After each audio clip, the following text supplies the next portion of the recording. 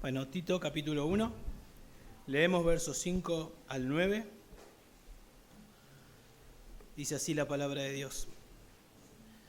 Por esta causa te dejé en Creta, para que pusieras en orden lo que queda y designaras ancianos en cada ciudad como te mandé.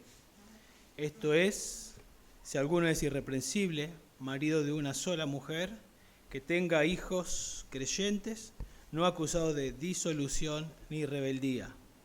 Porque el obispo debe ser irreprensible como administrador de Dios, no obstinado, no iracundo, no dado a la bebida, no pendenciero, no amante de ganancias deshonestas, sino hospitalario, amante de lo bueno, prudente, justo, santo, dueño de sí mismo, reteniendo la palabra fiel que es conforme a la enseñanza, para que sea capaz también de exhortar con sana doctrina y refutar a los que la contradicen.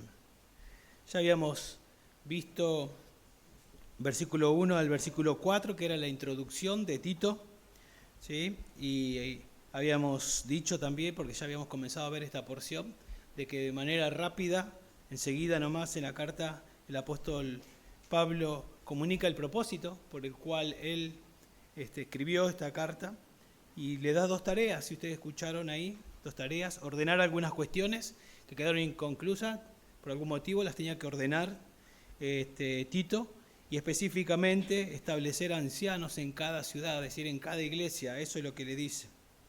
Esa era la prioridad, ¿sí? Solucionar algunas cuestiones, pero era prioridad establecer ancianos en cada iglesia. Y habíamos resumido esta porción, si se acuerdan, de la siguiente manera: el liderazgo de la iglesia debe organizar la iglesia comenzando por el establecimiento de pastores irreprensibles capaces de alimentar y cuidar a la iglesia con las escrituras. Y habíamos comenzado a ver una serie de enseñanzas, habíamos dicho 5, ahora digo 6 enseñanzas. Separé el versículo 6, lo dejé solo, por eso se agregó una más. ¿Sí? En el versículo del 6 al 8 yo había dicho que íbamos a ver características que el pastor debe ser caracterizado por un carácter piadoso, y separé del 7 al 8, y del verso 6 vamos a hablar de la casa del pastor, ¿sí? La casa del pastor. Habíamos visto ya que el liderazgo debe establecer pastores con la iglesia. El liderazgo debe procurar una pluralidad de pastores. Habíamos dicho más de un pastor, esa es la voluntad de Dios. El liderazgo debe ser masculino, eso ya lo vimos.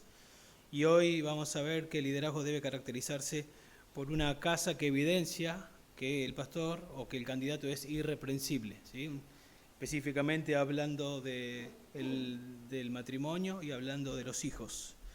Después el resto lo vamos a ver, lo vamos a ir viendo a medida que pasen los domingos. Hoy nos vamos a detener solo en el versículo 6.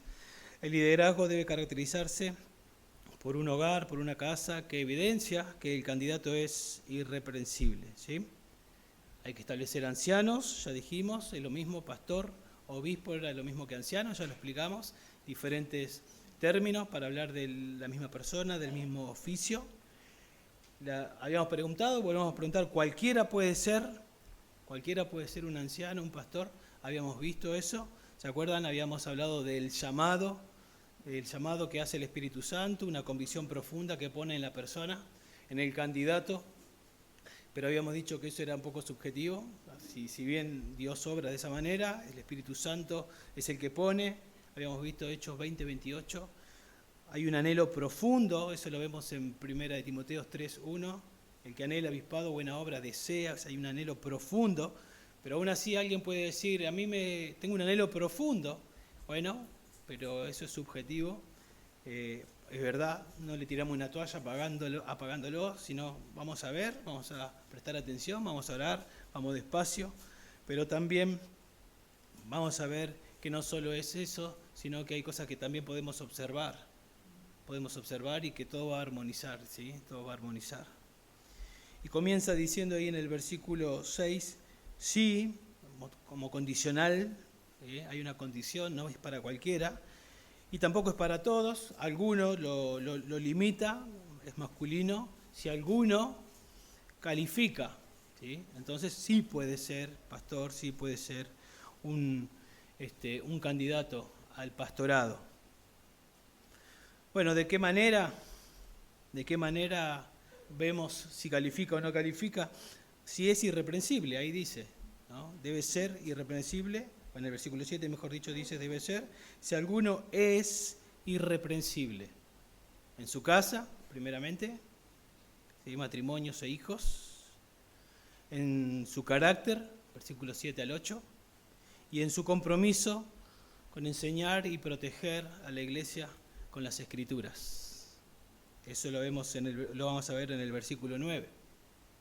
Pero noten que compromiso con las Escrituras, ¿no? Habilidad para poder explicar las Escrituras, proteger a la iglesia. Noten que está en el versículo 9, primero está irreprensible en su casa, irreprensible en cuanto a su carácter, ¿no? ¿Sí? Primero está eso. Y eso armoniza con lo que nos dice la Biblia en otros lugares. Por ejemplo, en 1 Timoteo capítulo 4, versículo 12, habíamos dicho, Pablo le había dicho a Timoteo, ninguno tenga en poco tu juventud, sino sé ejemplo, y el versículo que sigue a continuación, bueno, sé ejemplo, y dicen palabra, conducta, fe, amor, etc.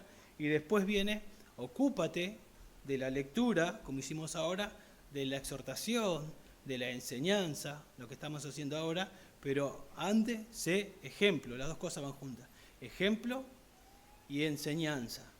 También habíamos citado Hebreos capítulo 13, versículo 7, donde se habla de que a la iglesia debe considerar o reflexionar o acordarse de los líderes, ¿sí? De esos líderes que enseñaron la palabra, enseñanza, considerar su conducta e imitar su fe, dice. Y ahí otra vez está junto. Recuerden la enseñanza, pero también la conducta que respaldaba esa enseñanza. Va junto. ¿Y por qué digo esto?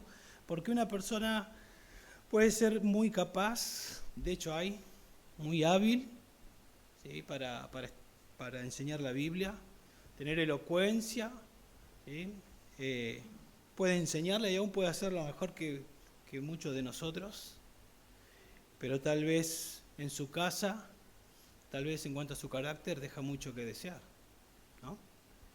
Y esa persona no podría decir, como Pablo dijo ahí en 1 Corintios 11:1, no podría decir, sean imitadores de mí como yo soy de Jesucristo, porque no lo estaría haciendo.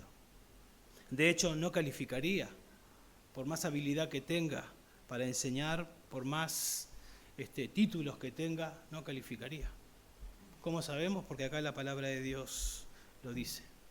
¿Sí? Mientras pensaba en esto me acordaba, a veces se habla, ¿no? de a los que nos gusta el fútbol, ¿quién fue mejor?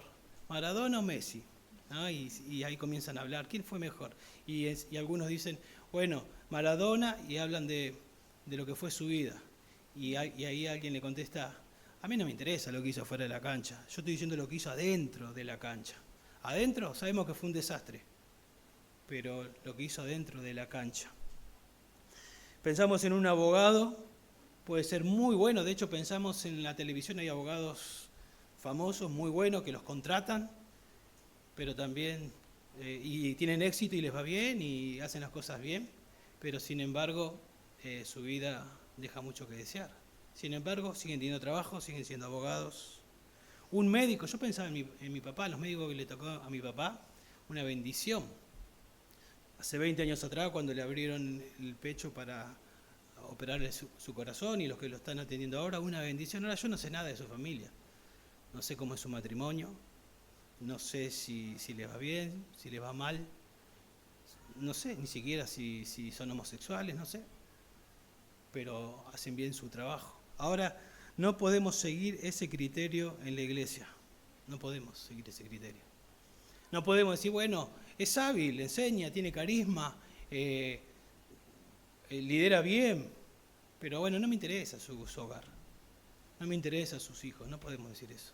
No se puede decir eso. ¿Por qué? Porque Dios acá nos enseña que no podemos decir eso. Es la iglesia del Señor. Es la iglesia, dicen en Hechos 20:28, que ganó con su propia sangre. Él mandó a su Hijo, como oramos, como cantamos, a su Hijo, para comprar un pueblo. Es su iglesia, Él es la cabeza de la iglesia. De hecho, iglesia, eclesia, ustedes saben, algunos saben lo que significa. Eclesia significa los llamados fuera del mundo. Estábamos en el mundo y nos llamó afuera del mundo para ser diferentes al mundo. ¿Sí? Para ser diferentes del mundo, para ser columna y baluarte de la verdad, su verdad, su verdad. Él es la cabeza, Él guía a la iglesia cuando su palabra es predicada y es enseñada conforme a lo que dice la Biblia. Si nosotros acá vemos y no le hacemos caso, y decimos, bueno, es habilidoso, a ver cuántos hombres tenemos, y ninguno califica, pero bueno, este es el mejorcito, vamos a levantar a este, pero su carácter deja mucho que desear y no podemos hacer eso. Tenemos que esperar, y hay que esperar, y hay que esperar, no debemos hacer eso. El Señor pone el estándar. Nosotros estamos convencidos que toda la Escritura es inspirada por Dios. Él inspiró, si bien escribió Pablo, Él inspiró, el Espíritu Santo inspiró, y lo que acá dice es lo que tenemos que hacer. Ese es el estándar de Dios, Él no lo baja. ¿Sí? Y noten que Pablo comienza con un requisito general, hacia forma de, podemos decir, de paraguas. Tiene que ser irreprensible, ese es como el paraguas, y todo lo que viene a continuación nos va a decir qué es ser irreprensible. Pero comienza diciendo eso, irreprensible, y otra vez, en su casa, en su carácter, en su compromiso con las Escrituras. De manera que no pasa desapercibida esta característica. Si alguien es irreprensible, eso no pasa desapercibido. Se puede ver, se puede notar, se hace evidente. Y nos damos cuenta, nos vamos a dar cuenta si eso no. Obviamente se puede fingir. ¿Sí? Uno puede venir y mostrarse en la iglesia como que está todo bien, y se puede fingir, pero se puede fingir hasta cuando Dios lo permita. Y cuando Dios quiere, lo saca a la luz. Cuando Dios quiere, lo saca a la luz. Si nosotros somos una iglesia que queremos hacer la voluntad de Dios, que queremos hacer lo que Dios dice, y de hecho estudiamos este pasaje y tratamos de hacerlo de esa manera, y si no califica o en algún momento que comenzó a ser pastor, luego descalifica y nosotros hacemos lo que tenemos que hacer, es decirle, obviamente sería ideal que solamente se dé cuenta solo el pastor y diga, tengo que salir por algo que pasó, por algo que ya lo descalifica, pero si no sale, lo vamos a hacer que salga bien.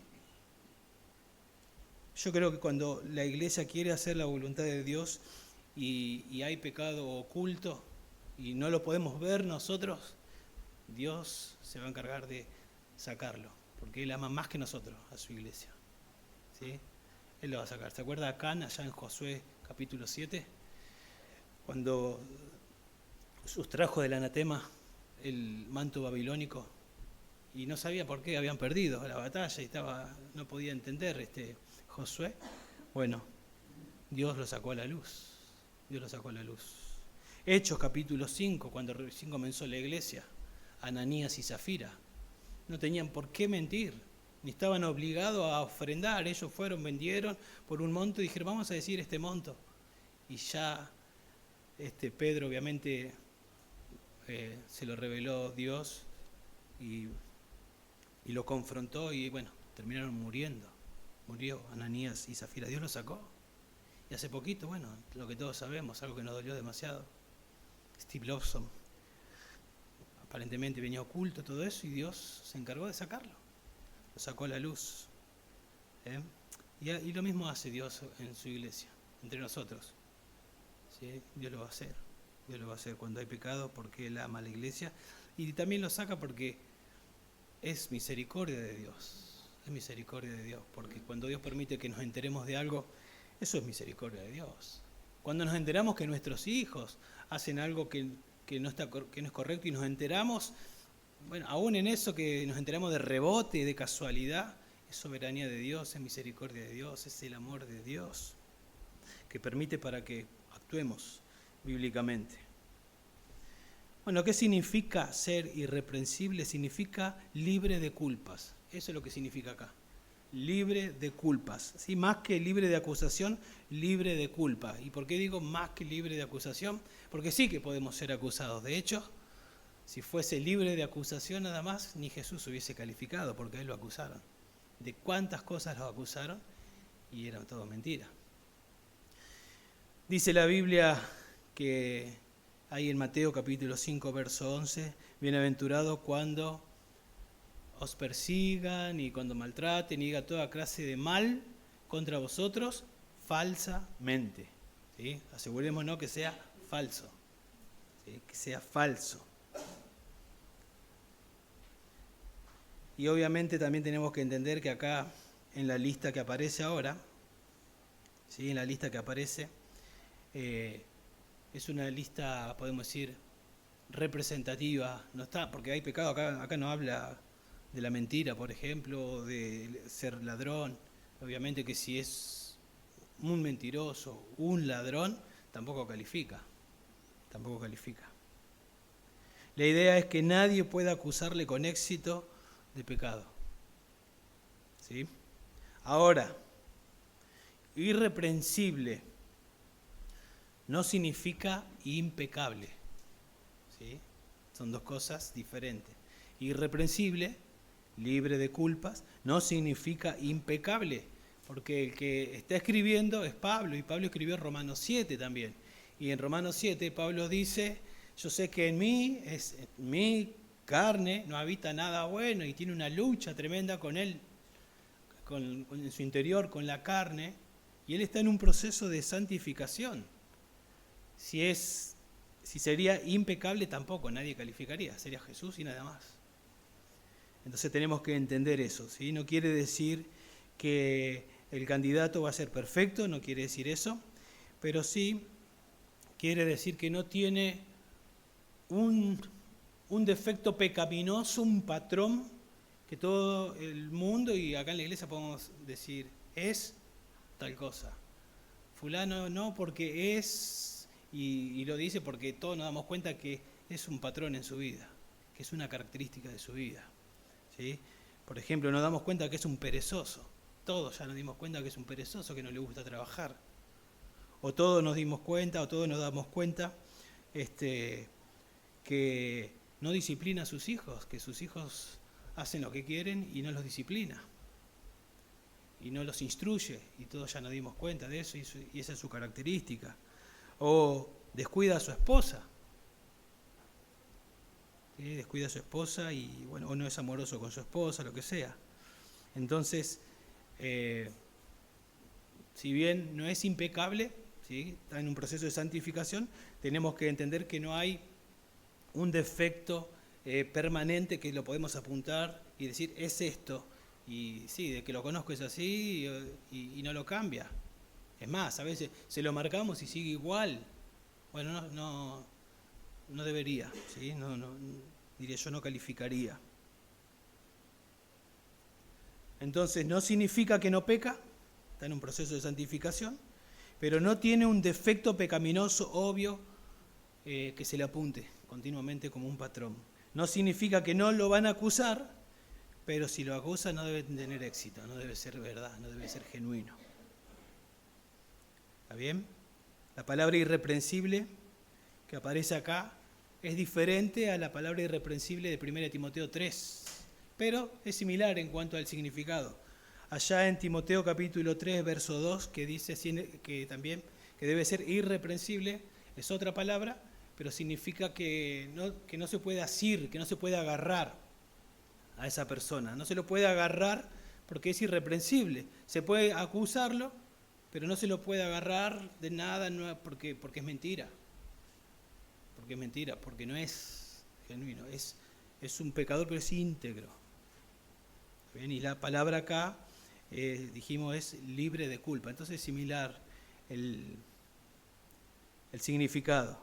Y noten el énfasis que Pablo le da porque en el versículo 7 lo vuelve a repetir. porque el obispo, y dice, debe ser, parecido a lo que dice en Tito, debe ser, ese debe ser es enfático, es necesario, tiene que ser así, esa es la idea, tiene que ser de esa manera. Y es un verbo que está en, un participio que está en tiempo presente, lo cual es la actualidad, y así es cuando es considerado, y así tiene que continuar, de esa misma manera, siendo irrepresible. Cuando deja de serlo, queda descalificado. Entonces es la actualidad de la persona. Ahora, eso no significa que antes de ser creyente no estaba en pecado, porque la Biblia dice que todos estábamos en pecado, y después fuimos trasladados de la oscuridad al reino de su amado Hijo. Pasamos de estar en pecado posicionalmente a estar en Cristo, cuando llegamos a ser nueva criatura. Entonces, habla de la actualidad, es tiempo presente, pero obviamente eso presente implica el pasado. Porque no puede ser, hoy es irreprensible, pero miramos 2 meses para atrás y tal vez hizo algo que lo descalificó. Entonces, por más que ahora es irreprensible, bien, está restaurando su vida, ya quedó descalificado. Por ejemplo, si cometió adulterio. Bueno, yo estoy diciendo todo esto y capaz que están ahí sentados y ustedes dicen, bueno, es muy alto esto, menos mal que no quiero ser pastor, dicen las mujeres. Y los hombres dicen, bueno, yo sé que Dios no me llamó a ser pastor, a mí. Entonces respiran y dicen, bueno, esto es para el que anhela obispado, porque acá dice que así tienen que ser los pastores. Ustedes se acuerdan que yo comencé y cité 2 versículos y dije que Pablo le dice a Timoteo que debía ser, ¿qué cosa? Ejemplo. ¿De qué se tienen que acordar en Hebreos? Acuérdense de su ejemplo. Si es un ejemplo en todo, incluyendo esto. Por lo tanto, la congregación tiene que imitar lo que acá dice. Por lo tanto, aplica a todos, hombres y mujeres. Este es el estándar de Dios para todos. Para todos. Esto es lo que Dios espera. Obviamente, si alguien va a ser pastor, esto es. Pero si no vas a ser pastor, esto es también lo que Dios espera de tu vida. No es un segundo nivel. No es que está en un escalón más arriba de espiritualidad. Es lo mismo que Dios espera para vos y para todos los que estamos acá, ¿sí? Para cada creyente. Cada requisito es para cada creyente, hombre o mujer. Entonces se espera a Dios que tu vida sea así. Oremos para que nuestros líderes sean así. ¿Está bien? Oremos para que tu vida sea así.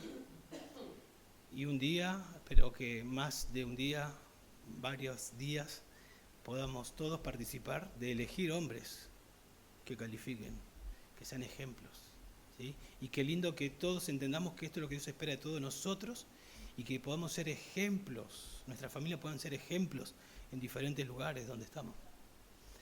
El enemigo quiere destruir la familia, ¿sí? Atacó la familia, ataca la iglesia, ya sabemos, de las 2 instituciones de Dios, la iglesia, la familia, destrozar lo que Dios creó, el hombre con el hombre se pueden casar, la mujer con la mujer, y bueno, y todo lo que ustedes saben, y que nosotros podamos entender esto es lo que Dios espera. Señor, yo te quiero glorificar, me voy a esforzar en el Espíritu Santo para ser este hombre, para ser esta mujer que Dios quiere que yo sea, para tu gloria y para nuestro gozo, porque cuando vivimos de esta manera seguramente vamos a tener gozo. No se puede vivir de esta manera sin el poder del Espíritu Santo, sin ser lleno del Espíritu Santo. Y cuando vivimos de esta manera, el fruto del Espíritu es amor, gozo, etcétera, etcétera. ¿Cómo sabemos si es irreprensible? Bueno, yo le dije, no pasa desapercibido eso. No pasa desapercibido. Lo que viene a continuación nos dice lo que es ser irreprensible y comienza con la vida hogareña. Específicamente habla de 2 cosas, la esposa y después los hijos, y eso es lo que vamos a intentar mirar en esta mañana. Comienza diciendo marido de una sola mujer, marido de una sola mujer. En Timoteo dice exactamente lo mismo, irreprensible, y a continuación, otra vez, marido de una sola mujer. No está en tercer lugar, en cuarto lugar, no está en último lugar, está en primer lugar.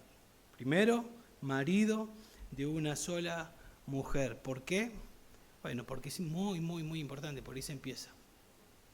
Por ahí se empieza. Tal vez el pecado que más saca a los hombres del ministerio es esto, cuando deja de ser marido de una sola mujer. ¿Sí?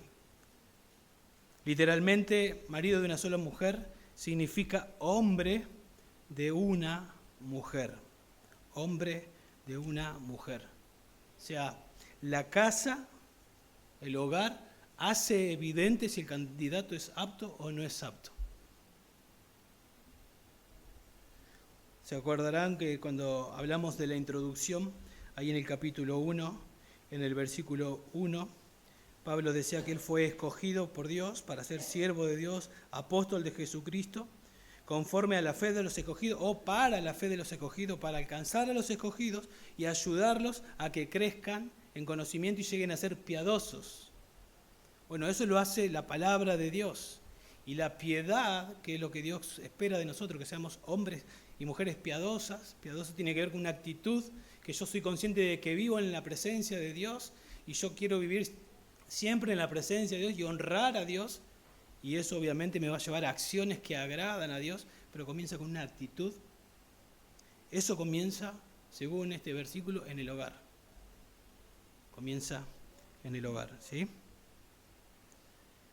¿Qué está pensando Pablo cuando dice marido de una sola mujer? Bueno, no parece, si bien lo implica obviamente, pero no parece que está pensando en la poligamia, porque eso está claramente prohibido en el Nuevo Testamento. Bueno, el plan de Dios es dejar al hombre su padre y su madre, se unirá a su mujer y serán una sola carne. Después se practicó obviamente la poligamia, pero está claro en el Nuevo Testamento, por ejemplo en 1 Corintios 7:2, que es no solo para pastores, sino para todas las personas y más que nada para todos los creyentes, un marido de una sola mujer, un hombre y una mujer. ¿Sí? Tampoco parece que Pablo está pensando en alguien que es viudo, que enviudó y se volvió a casar, porque la Biblia también dice que es lícito que alguien enviude, en este caso un candidato enviuda, y es lícito que se vuelva a casar, Dios lo avala, pero con una condición, siempre y cuando sea en el Señor, ¿no? No se puede casar con una incrédula, sino siempre y cuando sea en el Señor, es lícito y esa persona no tendría ningún problema, sería marido de una sola mujer. No es que tiene dos mujeres. Tampoco creo que está pensando, y Pablo, y con esto está descalificando, diciendo, bueno, los solteros no. No está diciendo eso. ¿Sí? No está diciendo que los solteros no pueden casarse. No está diciendo acá que tiene que tener una mujer, sino que sea hombre de una mujer en el caso que la tenga. Hombre de una mujer.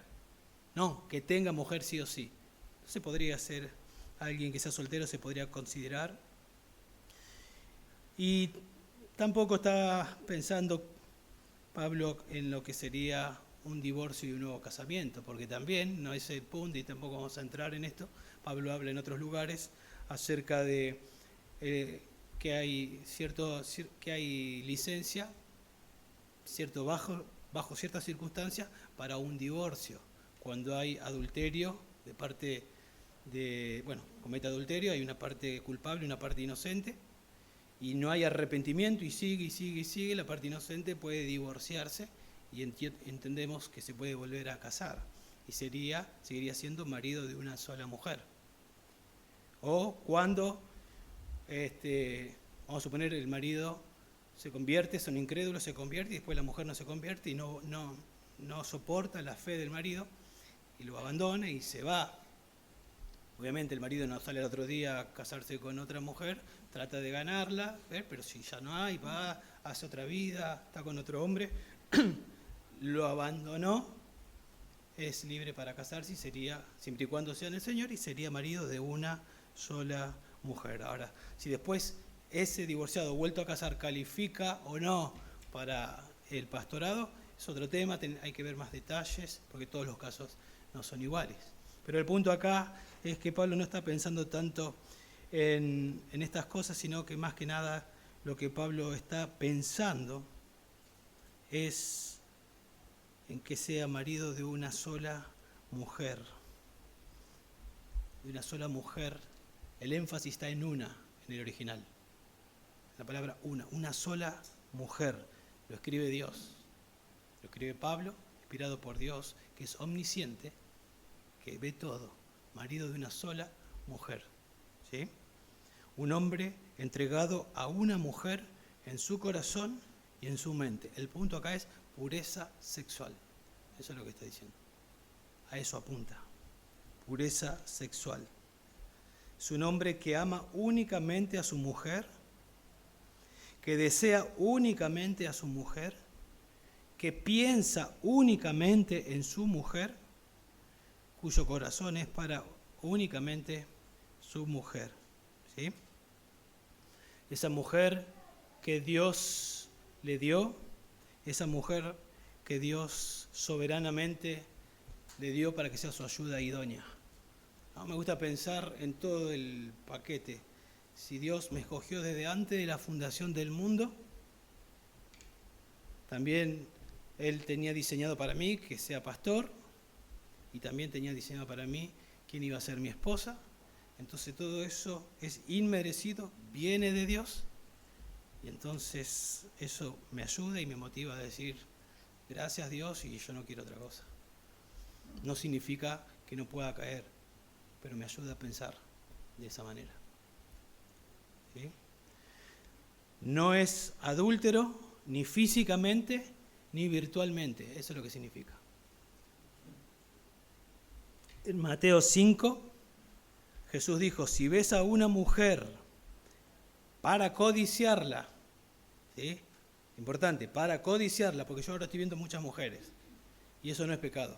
Vas manejando y ves mujeres, vas caminando y ves mujeres. Acá el punto es para codiciarla, que eso ya no lo sabemos, lo sabe cada uno nada más, y Dios.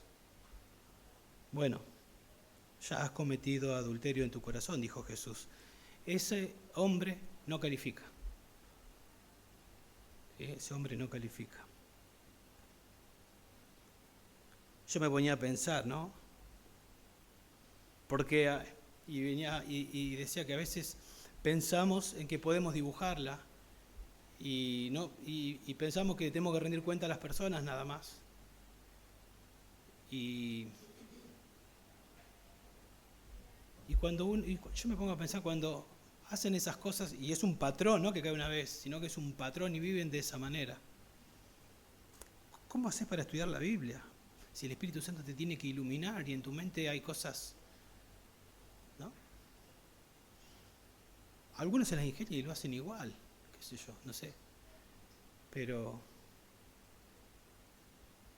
alguien que está codiciando en su corazón, pienso yo que tarde o temprano va a caer en adulterio físico.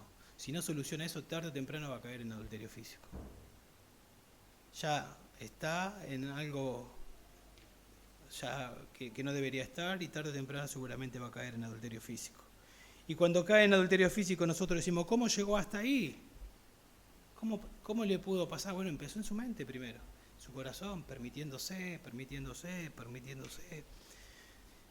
Cuando estaba estudiando esta parte se me vino una ilustración que hace mucho escuché y me impactó, y me asesoré en Google para ver si realmente era así. Busqué cómo los esquimales cazan lobos y es así como lo escuché cuando recién nos habíamos convertido.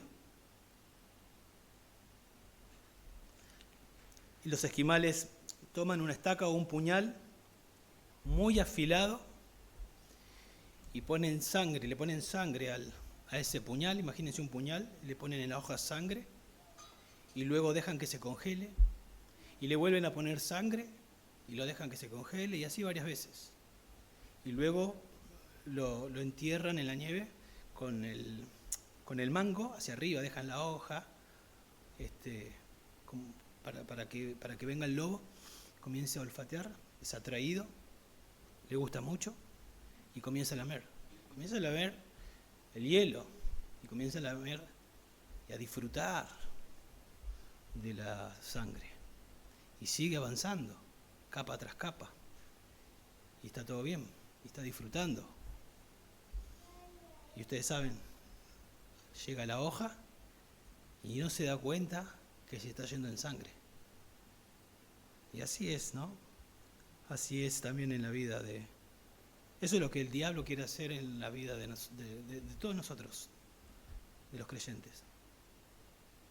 Imagínate ese puñal, puede ser una miradita en internet, no algo totalmente explícito, pero una miradita acá, una miradita allá, un poquito más, un poquito más, un poquito más, un poquito más. Son como esa lambida, ¿no? De a poquito, de a poquito, de a poquito. Y después, ¿qué pasó? Que se te arruinó el matrimonio. Estabas tan metido que te estaba yendo en sangre. Pero no empezó de un día para el otro. No empezó de un día para el otro. Sansón, ustedes saben la historia de Sansón, el hombre más fuerte, cayó en ese pecado. Llegó a ser un títere, ¿no? En vez de glorificar a Dios, un títere para los incrédulos. David, un hombre conforme al corazón de Dios, cayó también. Salomón, el hombre más sabio aparte de Jesús, cayó en lo mismo. Entonces, ¿pensamos que estamos vacunados? No estamos vacunados. ¿Sí? Tenemos que caminar lo más lejos del precipicio posible. Tenemos que ponernos principios bien lejos, bien lejos. ¿Puede un hombre poner fuego en su seno sin que arda su ropa? Dice Proverbios. ¿Puede un hombre caminar sobre carbones encendidos sin que se queme sus pies? El que comete adulterio no tiene entendimiento. Destruye su alma el que lo hace. Heridas y vergüenza hallará y su afrenta no se borrará. Queda descalificado. Arruina su matrimonio. Si se arrepiente, obviamente, Dios restaura, Él es fiel y justo para perdonarnos. Sigue posicionalmente igual que todo en Cristo, pero ya no califica para el pastorado. ¿Sí? Ya no califica. Por eso tenemos que tener mucho cuidado. Tenemos que cuidar mucho nuestro corazón, nosotros. Por eso Pablo le dice a Timoteo, ten cuidado de ti mismo y de la doctrina. Primero de ti mismo. Ten cuidado de ti mismo. No minimicemos entonces miradas, no minimicemos y ni nos justifiquemos, hasta acá puedo llegar, lo más lejos posible. Porque esa miradita que te vas permitiendo ahí en tu mente, en tu corazón, es una semillita que comienza a desarrollarse. Comienza a desarrollarse. Huye, dice la Biblia, huye de esas cosas. Huye. Negate a hablar, a mirar o a pensar en otras mujeres de forma impura. Negate vos mismo, negate a hablar, a mirar o a pensar en otras mujeres de forma impura. Disciplina, disciplina. Regocíjate con la mujer de tu juventud, dice Proverbios. Pensá de esa manera. Regocíjate con la mujer de tu juventud o con la que el Señor te va a dar. Si todavía no estás casado. Regocíjate. Amá a tu esposa. Busca manera de crecer en tu relación con ella. Después de Dios, ¿quién sigue? Amarás al Señor tu Dios con todo tu corazón, mente y alma. Y el segundo mandamiento, amarás a tu prójimo. ¿Y quién es el prójimo más prójimo mío? Mi esposa, después mis hijos, después. Entonces, hay que cultivar eso, hay que cultivar. Orá de esa manera. Una vez escuché al pastor Dardo decir, hace mucho, nosotros absorbíamos todo cuando íbamos y estudiábamos y ellos nos enseñaban. Me acuerdo el pastor Dardo, no me acuerdo el contexto, pero me acuerdo que dijo, yo le pido a Dios que me lleve antes de caer en ese pecado. Y yo lo agarré para mí. Prefiero que el Señor me lleve antes de caer en ese pecado. Y aún yo a veces pienso, si en algún momento llego a tener Alzheimer, que el Señor me libre, que no haga tonteras cuando tenga eso. A Él sigue siendo el control y que no haga ninguna tontera y que pueda terminar bien. ¿Sabe qué? Satanás quiere destruir tu matrimonio. Si querés ser un pastor, si querés ser un candidato, si en tu corazón quiere destruir tu matrimonio. Y si no, también quiere destruir tu matrimonio. Pero Él sabe lo que nosotros estamos aprendiendo primero que nosotros. Él lo sabe primero que nosotros. Y sabe que una prioridad la lideranza. Y que la iglesia va a ser como son sus líderes, dice la Biblia. Jesús dijo eso. Oseas lo enseña. Será el estándar, ¿no? Serán los líderes. Por eso es bien alto el estándar. Satanás odia a Dios, odia la gloria de Dios y te odia a vos y quiere arruinar tu matrimonio.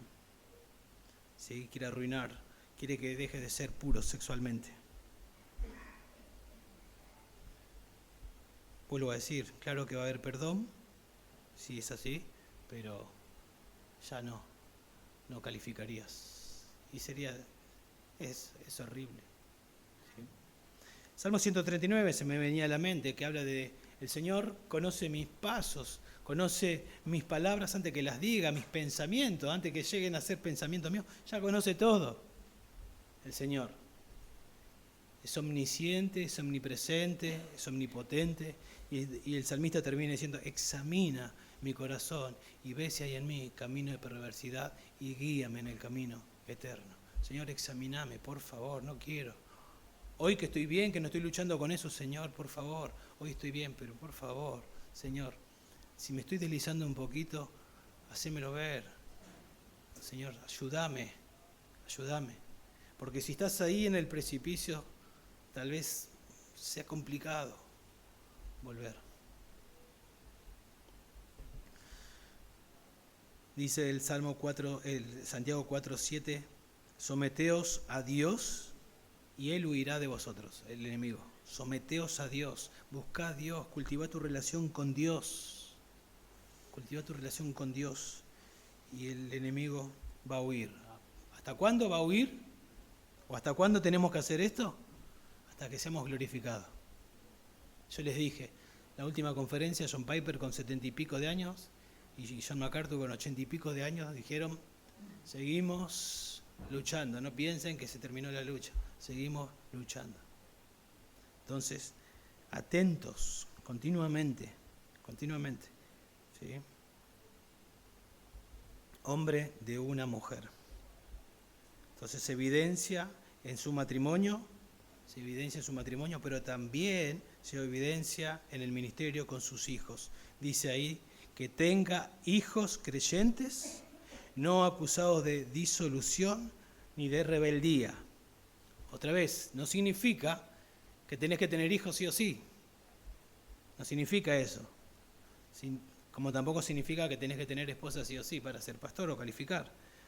Y dice que tenga hijos. Si tiene uno, entonces no puede. No significa eso. Ahora, la palabra que aparece ahí, que tenga hijos creyentes, la palabra en el original es pistos. Puede traducirse como creyentes o como fieles. Esa palabra puede significar creyentes o fieles o confiables. Si la interpretación es creyentes, estamos hablando que el pastor tiene que tener hijos convertidos, hijos regenerados, hijos salvos. Si la interpretación es fieles o confiables, estamos hablando de hijos obedientes, de hijos sumisos, que se portan bien, aunque todavía no son regenerados. ¿Sí? Por el contexto, parece que favorece a fieles y a obedientes. Hay dos posturas, ¿sí? Con sus argumentos de los dos lados, buenos hombres de Dios, obviamente de ambos lados. Pero noten que la frase ahí que tenemos en el versículo 6, que no estén acusados de disolución, ni de rebeldía, está enfatizando la conducta, ¿Sí? Eso tiene que ver con la conducta. Y parece que equipara con lo anterior, que sean hijos fieles, obedientes en cuanto a su conducta, no tanto en cuanto a si son regenerados, en cuanto a su conducta, que el padre tiene que guiar, que el padre tiene que liderar, no tiene una conducta de hijos que están en rebeldía. ¿Está bien? Entonces el contraste parece que no es entre si son hijos regenerados, la primera parte, donde dice hijos creyentes, y hay hijos no regenerados, que no estén acusados de disolución ni de rebeldía. Más bien parece que el contraste es entre hijos de conducta obedientes y hijos de conducta rebelde. También parece que esto encaja con lo que Pablo dice en 1 Timoteo 3, verso 4 y verso 5. ¿Sí? Otra vez, acá dice que no estén acusados de disolución ni de rebeldía, parece que apunta a la conducta. Y les recuerdo lo que dice en Timoteo 3:4, dice que el obispo tenga a sus hijos en sujeción y con honestidad. Hijos obedientes, sujetos. Parece que está hablando de lo mismo. ¿Está bien? Y bueno, y obviamente un padre, los requisitos que se ponen acá, un padre los puede conseguir, ¿no? Lo que viene a continuación, con la ayuda del Espíritu Santo.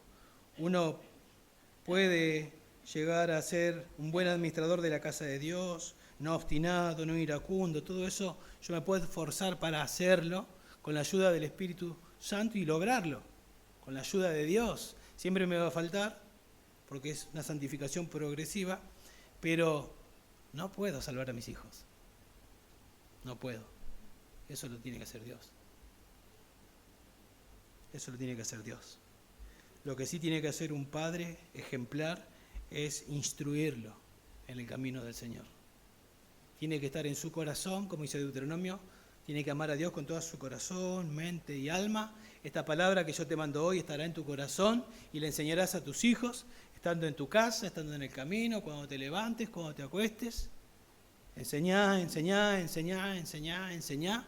Asegúrate que la tenés en tu corazón, que sos ejemplo, no sos perfecto, sos ejemplo, amás a Dios, amás a tu esposa, amás a tus hijos, le enseñás, orás al Señor, lo criás en la disciplina y en la amonestación del Señor, confiado en que Dios usa su palabra, la cual lo puede hacer sabio para la salvación. Y eso es lo que queremos, y eso es lo que oramos, pero en definitiva es Dios el que lo hace. Él es soberano.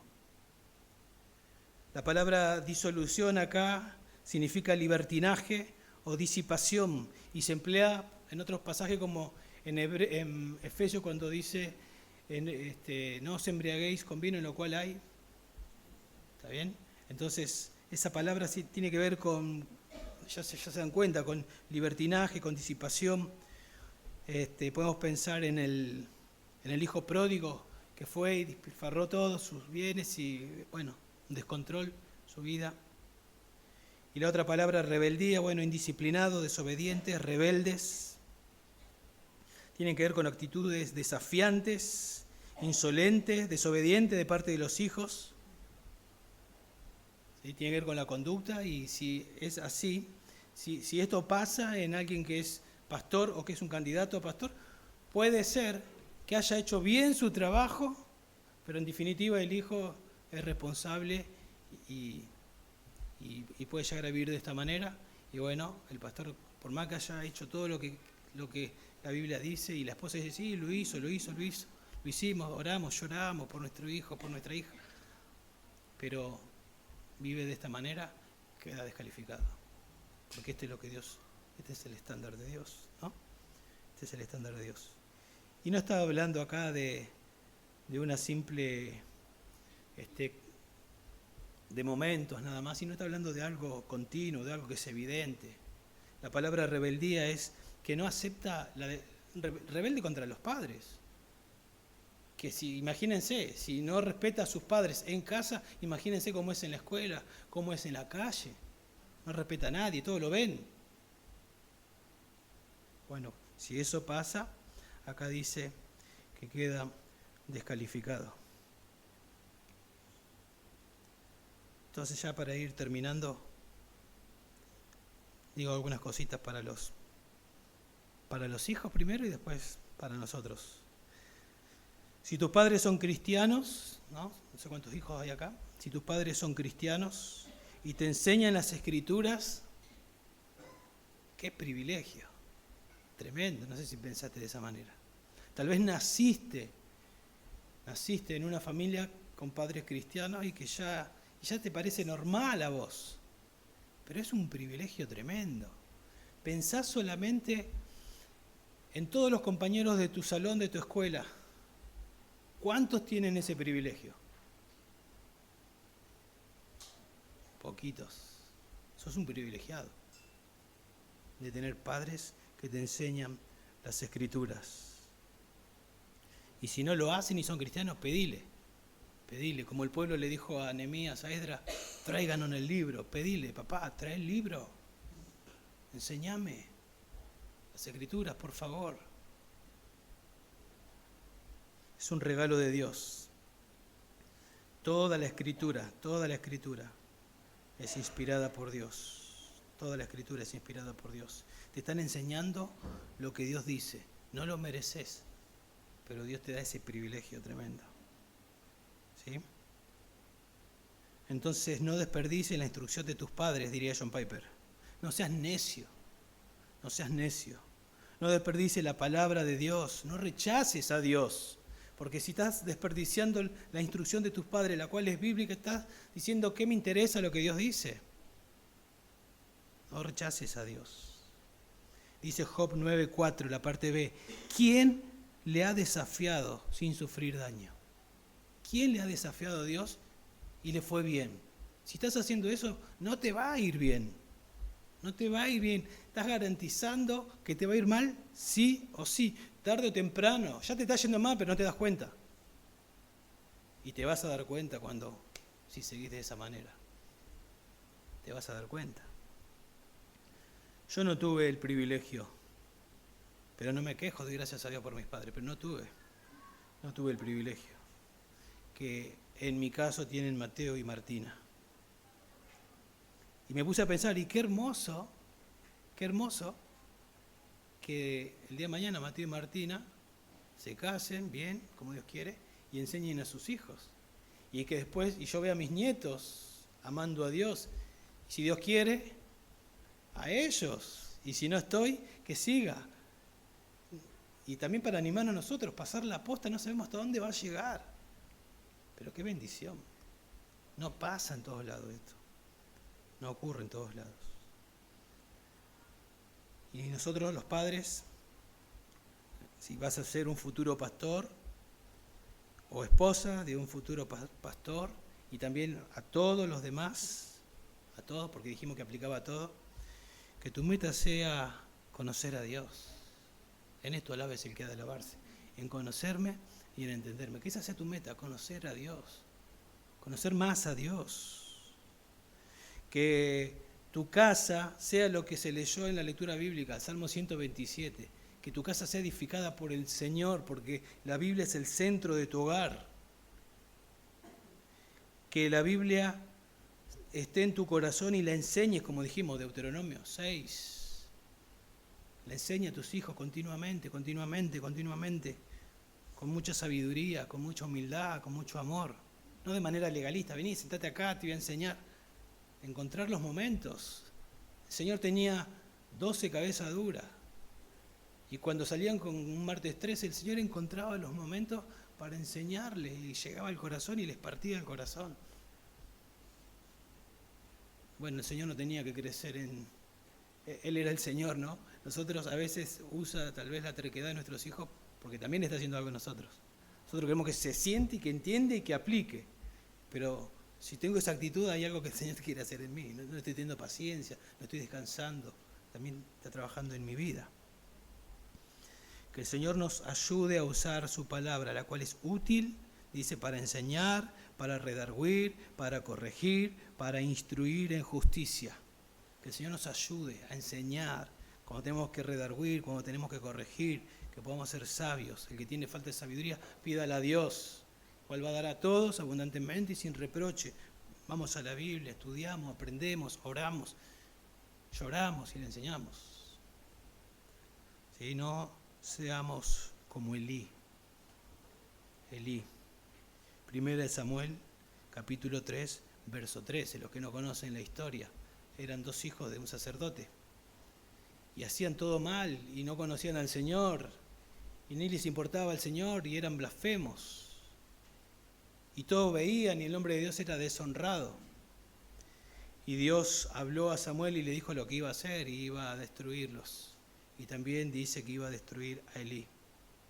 Porque le he hecho saber que estoy a punto de juzgar su casa para siempre a causa de la iniquidad que él, Elí, conocía, pues sus hijos trajeron sobre sí una maldición y él no los reprendió. No los reprendió. Hace muchos años también me quedó grabado, como hace un rato les compartí del pastor Dardo, el pastor Mariano, me citó este versículo hablando de su hijo Matías, que hoy Matías es el papá de la bebita por la que oramos. Cuando era chiquitito, iba creciendo, que todavía tal vez no era ni creyente, él me contaba que le dijo a su hijo, hijo, yo quiero que ames al Señor, que vivas para el Señor, pero si vos te descarrías, yo no voy a ser como Elí, yo voy a hacer lo que sea. Vos vas a terminar haciendo lo que quieras, pero yo voy a estar tranquilo que voy a hacer lo que sea para que no peques. Eso me quedó grabado. Y eso es lo que tenemos que hacer. Debemos asumir el rol de padre. Amorosamente y con sabiduría de Dios debemos pastorear a nuestros hijos. ¿Sí? Nuestro matrimonio debe ser ejemplar, no perfecto, ejemplar. Hijos enseñables, obedientes a los principios bíblicos para entonces ser irreprensibles. Oremos para tener un liderazgo así y para que nuestras familias, como dije al comienzo, sean así. ¿Sí? Oremos. Padre, te damos gracias, Señor, por tu palabra. Gracias por mostrarnos cuál es el estándar, Dios, que tú esperas de los que anhelan obispado, pero también, como vimos, de lo que tú quieres para todos nosotros, Señor. Por favor, confiamos que tú eres soberano y que no es casualidad que hayas traído, Señor, este mensaje hoy. Ni siquiera yo lo planifiqué de esa manera, era lo que seguía. Estoy seguro, Señor, que has hablado a los corazones. Por favor, Dios, si hay alguien que está jugando con el pecado, por favor, Dios, convéncelo. Ayúdalo a que se humille, que pida ayuda, que huya, Dios, del león rugiente que quiere devorarlo. Señor, que no queremos creer la mentira del enemigo. La felicidad está en tener comunión contigo, en hacer tu voluntad, Dios. Bienaventurado el que no anda en pecado, sino que se deleita en tu ley. Ese es el feliz. Queremos deleitarnos en tu palabra, Dios. Y al exponer este versículo nos hemos deleitado, Padre. Y ahora queremos aplicarlo. Y queremos seguir orando para que no quede en hoy nada más, sino que estos principios sean para siempre. Queremos continuar bien y terminar bien la carrera. Por favor, ayúdanos. Ayúdanos. Levanta hombres, levanta matrimonios que califiquen, Señor, y de ellos muchos pastores para este lugar y para fundar otras iglesias. Por favor, te lo pedimos en el nombre de Jesús. Amén.